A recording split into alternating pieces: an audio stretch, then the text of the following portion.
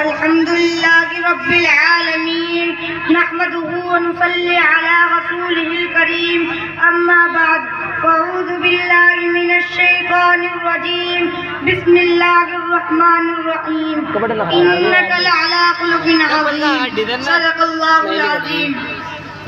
ابھی میں نے آپ کے سامنے کلام پاک کی تلاوت کی ہے جس میں اللہ عز و جل نے حضور اکرم صلی اللہ علیہ وسلم کے وصف کو بیان کیا ہے کہ محبوب صلی اللہ علیہ وسلم ہم نے آپ کو بلند اخلاق کا پیکر بنا کر بھیجا ہے. حضور پاک صلی اللہ علیہ وسلم کی حیات طیبہ میں اعلیٰ ترین اخلاق کے نمونے ملتے ہیں. آپ صلی اللہ علیہ وسلم کے اخلاق کا یہ عالم تھا کہ آپ کو کوئی گالی دیتا تو آپ اس کو دعا دیتے, کوئی برا بلا کہتا تو مسکرا کر گزر جاتے, اس کو برا بلا نہیں کہتے. ایک مرتبہ آپ صلی اللہ علیہ وسلم طائف تشریف لے گئے, وہاں کے لوگوں کو ایک اللہ کی عبادت کی دعوت دی. آپ کا پیغام سن کر وہاں کے سردار بگڑ گئے اور بہت بے رخی و تشروی سے پیش آئے. جب آپ واپس ہونے لگے تو شریر اور بدماش بچوں کو پیچھے لگا دیا.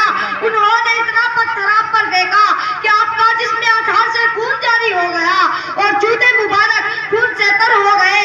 آپ صلی اللہ علیہ وسلم نڈھال ہو کر ایک باغ میں بیٹھ گئے. اللہ کی رحمت کو جوش آیا اور ایک فرشتہ آپ صلی اللہ علیہ وسلم کی خدمت میں حاضر ہوا. کہا کہ آپ اگر حکم دے تو دونوں جانب کے پہاڑوں کو آپس میں ملا دے اور یہ بستی والے اس میں پس جائے, مگر قربان جائے اپنے آقا صلی اللہ علیہ وسلم کے اعلیٰ اخلاق پر. آپ نے فرمایا یہ مجھے پہچانتے نہیں, ورنہ ایسا نہ کرتے. اگر یہ آج ایمان نہیں لائے تو اللہ کی ذات سے ان کی نسل ایمان لائے گی. اور ایسا ہی ہوا. بعد میں اس قبیلے کے ایک نوجوان محمد بن قاسم رحمۃ اللہ علیہ اسلام کی دعوت لے کر ہندوستان آئے اور انہی کی بدولت آج ہم مسلمان ہیں. الہی رحم کر کسارے طارف کے مکینوں پر, الہی پھول برسا پتھروں والی زمینوں پر. جہالت ہی نے رکھا ہے صداقت کے خلاف ان کو, بیچارے بے خبر انجان ہے کر دے معاف ان کو. اسی طرح ایک بڑھیا کا واقعہ ہے کہ روزانہ آپ صلی اللہ علیہ وسلم کے اوپر کوڑا کرکٹ پھینک دیتی تھی, مگر آپ صلی اللہ علیہ وسلم کچھ نہ کہتے اور خاموشی سے گزر جاتے. ایک دن وہ بیمار پڑی. آپ صلی اللہ علیہ وسلم نے اس کے بارے میں دریافت کیا. بیماری کی خبر پا کر آپ صلی اللہ علیہ وسلم خود بڑھیا کے گھر عیادت کے لیے تشریف لے گئے.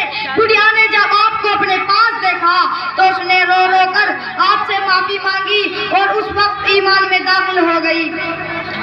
آج دشمنان اسلام نے غلط خبر پھیلا رکھی ہے کہ اسلام تلوار کے زور سے پھیلا ہے, مگر یہ حقیقت ہے کہ اسلام حسن اخلاق سے پھیلا ہے.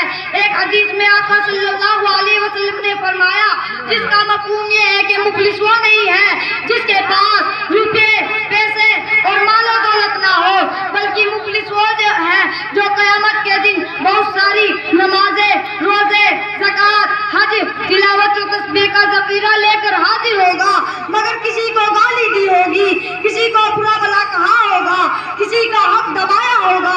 اس نے جو لوگوں کا حق مارا اتنا اس کے بدلے میں اس کی نیک اعمال اس کو دے جائیں گے, یہاں تک کہ اس کی تمام نیکیاں ختم ہو جائے گی. محترم سامعین کرام, یہ حدیث ہم کو اس بات کی طرف متوجہ کرتی ہے کہ ہم بندوں کے حقوق کا اور اپنے اخلاق و معاملات کا بہت زیادہ خیال رکھے اور اپنی ذات سے کسی کو تکلیف نہ پہنچنے دے. جہاں تک ہو سکے لوگوں کے ساتھ بھلائی کرنے کی کوشش کرے تاکہ ہمارے نیک اعمال ہمارے پاس محفوظ رہے. اگر کسی کو تکلیف پہنچ ہی جائے تو فوراً اس سے معافی مانگ لے. زندگی کا بھروسہ نہیں ہے کب موت آ جائے اور ہم معافی نہ مانگ سکے. اللہ سے دعا ہے کہ اب تک ہم نے جو بد اخلاقی کی ہے اس کو معاف کرے اور ہمیں معافی مانگنے کی توفیق عطا فرمائے. اور آئندہ کے لیے ہم یہ عزم کریں گے کہ ہم کسی کے ساتھ برا سلوک نہیں کریں گے انشاءاللہ. میں اپنی بات کو یہیں پر ختم کرتا ہوں. وآخر دعوانا الحمدللہ.